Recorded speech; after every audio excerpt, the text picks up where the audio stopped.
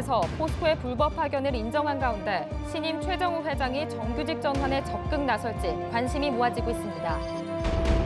탈핵 에너지 전환 시대를 맞아 원전 해체 연구소 유치를 위한 지자체 간 경쟁이 더욱 치열해지고 있습니다. 경주시의회에서 더불어민주당 소속 의원이 상임위원장에 선출됐는데 보수 정당이 독식해온 경주에선 처음 있는 일입니다. 여러분 안녕하십니까? 지난 1월 포스코에서 발생한 산업재해로 하청 노동자 4명이 숨지면서 포스코 사내 하청 문제에 대해 관심이 높은데요.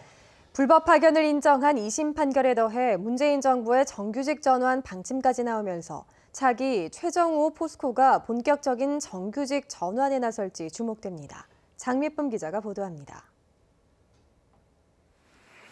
지난 1월 포항 제철소에서 사고로 숨진 4명과 비슷한 처지에 놓여 있는 하청 노동자들은 포스코 전체 직원 가운데 절반에 달합니다.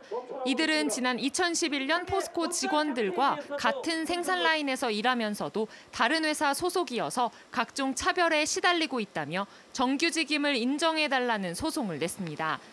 2심 법원은 하나의 작업 집단에 실질적으로 편입돼 포스코로부터 지휘와 명령을 받으며 업무를 수행했다며 하청 노동자들의 손을 들어줬습니다. 그 업무의 성질과 특성이란 거는 특성 때문에 정규직하고 협업을 해야 되고 또 연속 흐름 공정에서 작업할 수밖에 없다라고 한다면 그거는 업무 성질상 도급하기 어렵기 때문에 파견으로 봐야 되는 근거가 되는 것이지. 아직 대법원 판결이 나오지 않았지만 사내하청 정규직화에 대한 판결은 지난 2010년부터 이어지고 있습니다. 사정이 비슷한 자동차 업계의 경우 생산 라인을 공유하고 있는 사내하청은 불법 파견이라는 대법원 판결이 있었고 비슷한 취지의 선고가 잇따라 나오고 있습니다. 더구나 정규직 전환은 문재인 정부의 기본 방침이고 권오준 전 포스코 회장 역시 지난해 협력업체 직원들의 직접 고용을 검토하겠다고 밝힌 바 있습니다. 이와 관련해 시민단체도 차기 최정우 회장은 포스코 협력업체를 자회사로 전환하고 차별을 철폐해야 한다고 촉구했습니다. 하청 노동자들의 정규직 전환은 불평등한 처우 개선뿐만 아니라 지역의 질 좋은 일자리 문제, 더 나아가 포항 시민의 소득 증대와 지역 발전과도 직결돼 있다고 주장합니다. 몇몇 정치인들의 자금줄로 전락해서 그 돈을 갖다가 엉뚱한 것에 쓸 것이 아니고 포항 시민들을 위해서 포항 지역의 청년들의 일자리를 만들기 위해서 포스코가 나와주실 것을 촉구를 드립니다. 이에 대해 포스코는 철강업계는 자동차 업계와 달리 연속 공정이 아니라며 대법원에 계류 중인 재판 결과를 기다리겠다는 입장을 밝혔습니다.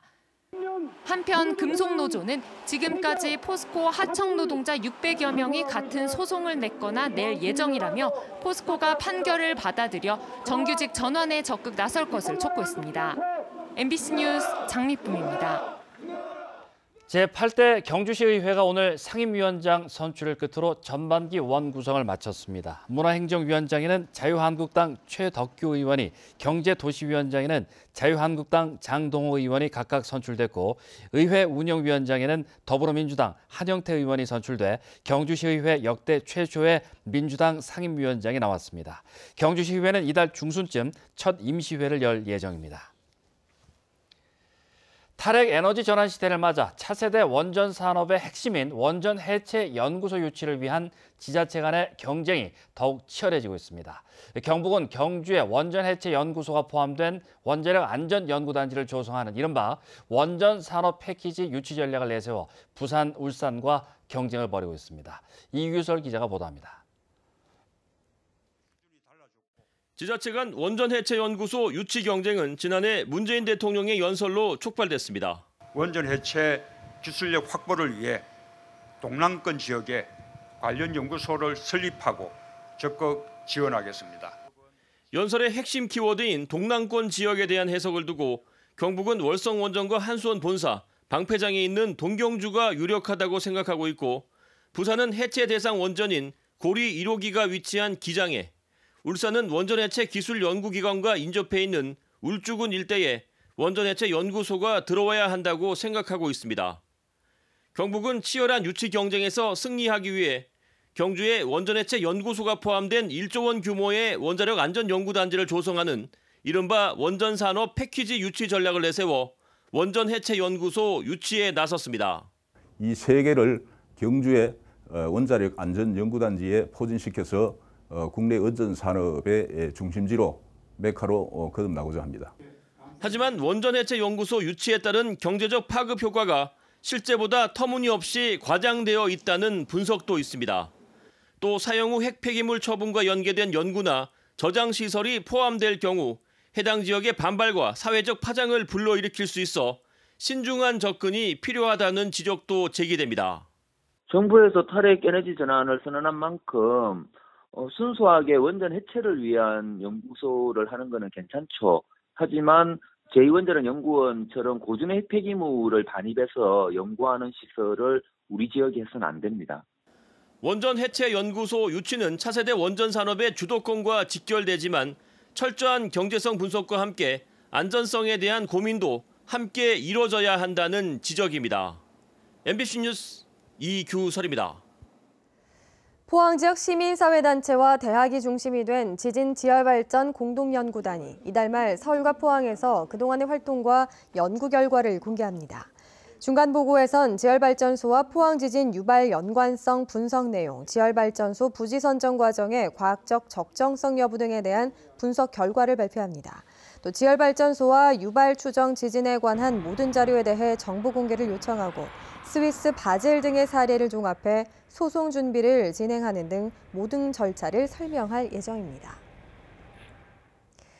지역마다 산하기관의 공무원 낙하산 인사는 끊임없이 논란이 되어 왔는데요. 이철우 경북도지사가 여기에 대해 비판적인 견해를 밝히면서 산하기관의 낙하산 채용이 줄어들지 주목되고 있습니다. 조동진 기자의 보도입니다.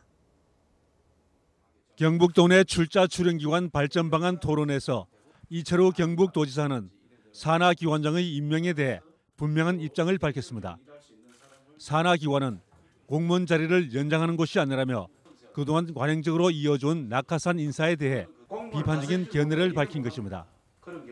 물론 전문성과 경영 능력을 갖춘 공무원이 갈 수도 있지만 상당수는 자리 연장이라는 비판을 받아왔기 때문에 낙하산 채용이 앞으로 줄어들지 주목됩니다. 현재 경북도 내 산하기관은 30곳, 이 가운데 경북관광공사와 경북문화컨텐츠진흥원 등 4곳의 기관장이 공석이고 하반기에는 5곳이 비게 됩니다.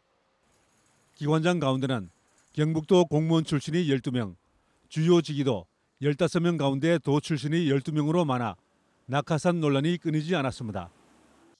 일각에서는 새로운 지사의 취임에 따라 기관장의 일괄 사퇴 주장도 있지만 그 또한 능사는 않을 것입니다. 신임 도지사의 의지에 따라 산하기관의 기능 효율화를 위한 특별위원회가 구성될 예정인 가운데 앞으로 공석인 기관장의 임명 과정에 관심이 모아지고 있습니다. 공석 중이거나 임기 만료되는 자리에 대해서 전문성 있는 인물들이 기용돼서 운영의 효율화를 기할 수 있도록 정관에 따른 공모 절차를 밟을 예정입니다. 인사가 만사인 만큼 이번 산하기관장의 임명은 신임 도지사의 철학과 의지, 신뢰성을 엿볼 수 있는 첫 시험입니다. MBC 뉴스 조동진입니다. 국립수산과학원은 올여름 우리나라 주변 해역의 수온이 평년보다 0.5도에서 1.5도가량 높아질 가능성이 크다고 밝혔습니다. 특히 7월 말과 8월 사이에 북태평양 고기압이 확장하고 강력한 대만 난류가 북상하면서 연안을 중심으로 고수온 현상이 발생할 가능성이 높을 것으로 예측했습니다. 우리나라 연안에서는 지난 2년간 고수온 현상으로 양식장 물고기가 폐사해 263억 원의 큰 피해가 발생했습니다.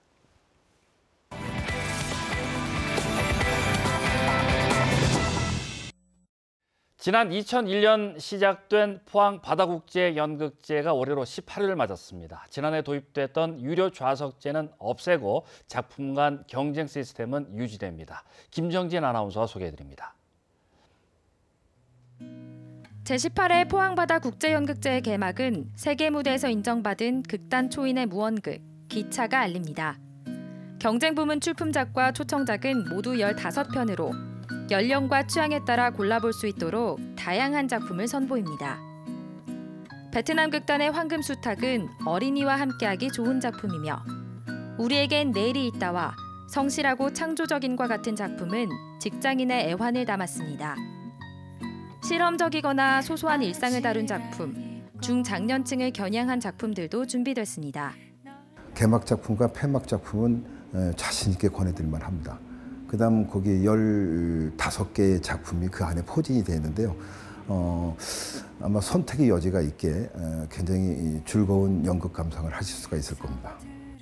8일간의 일정이 끝나는 15일에는 작품성이 뛰어난 무대를 시상하며 지난해 대상을 받은 극단 RM의 분장실로 폐막을 선언하게 됩니다. 18년 전 해변에서의 연극 관람이라는 독특한 컨셉으로 주목받았던 연극제는 줄어든 예산 탓에 실내 공연장으로 옮겨졌으며 올해는 도심 중앙로에 위치한 중앙아트홀과 백시어터, 자유소극장 3곳에서 진행됩니다. 이 밖에도 주말에는 진솔단 규방문화의 부채 민화전을 포스텍 모네갤러리에서 만날 수 있으며 카우스 작품전은 포항 미르갤러리에서 대한민국 국공립극단 페스티벌이 참가 중인 목포시립극단의 경숙이 경숙아버지를 경주 예술의 전당 원화홀에서 만날 수 있습니다. MBC 뉴스 김정진입니다. 경주시가 민선 7기의 슬로건을 역사를 품은 도시, 미래를 담는 경주로 최종 선정해 발표했습니다. 또 슬로건을 맞춰 역사, 문화, 향기 높은 관광도시와 농어촌이 풍요로운 부자도시, 안전하고 살맛 나는 복지도시 등 5가지 시정 방침도 함께 발표했습니다. 이번 슬로건은 준하경 시장의 의견에 따라 지방선거 직후 시민 제안 공모로 선정됐습니다. 오늘도 경북 동해안에는 많은 비가 내렸습니다. 내일은 새벽에 비가 그친 뒤 구름 많고 선선한 날씨를 보이겠습니다. 안수진 기상캐스터입니다. 오늘 경북 동해안 곳곳에는 시간당 10mm가 넘는 많은 비가 쏟아졌습니다. 현재 보시는 것과 같이 녹색 부분이 바로 비가 내리는 지역인데요. 경북 동해안은 동풍의 영향을 받으면서 비가 내리고 있습니다. 이 비는 내일 새벽에 그치겠고 이후에는 구름만 많겠습니다. 내일 아침 기온은 16도에서 18도로 출발을 하겠고 낮이 돼도 기온은 크게 오르지 못하고 20도에서 23도 분포를 보이겠습니다. 바람까지 강하게 불면서 체감온도는 더 쌀쌀하게 느껴지겠습니다. 현재 동해상에는 풍랑특보가 내려지면서 바다의 물결 높게 일고 있습니다. 당분간은 동풍의 지속 시간이 길어짐에 따라 풍랑특보가 길게 이어질 가능성이 있겠습니다. 자세한 내일 날씨 알아보겠습니다. 내일 구름 많겠습니다. 아침 기온 16도에서 18도, 낮 기온은 20도에서 23도입니다. 울릉도와 독도에도 구름 많이 지나겠습니다. 아침 기온 울릉도 16도, 독도 18도, 낮이 되면 울릉도와 독도 20도입니다. 동해상은 구름 많은 가운데 동해 중부 앞바다에는 오전에 비가 오겠습니다. 바다의 물결 동해 전해상에서 최고 5m로 일겠습니다. 주말 동안은 구름 많은 가운데 다소 선선한 날이 이어지겠고요. 월요일 오전에는 비가 오겠습니다. 이후에는 차츰 기온이 오르겠습니다. 날씨였습니다.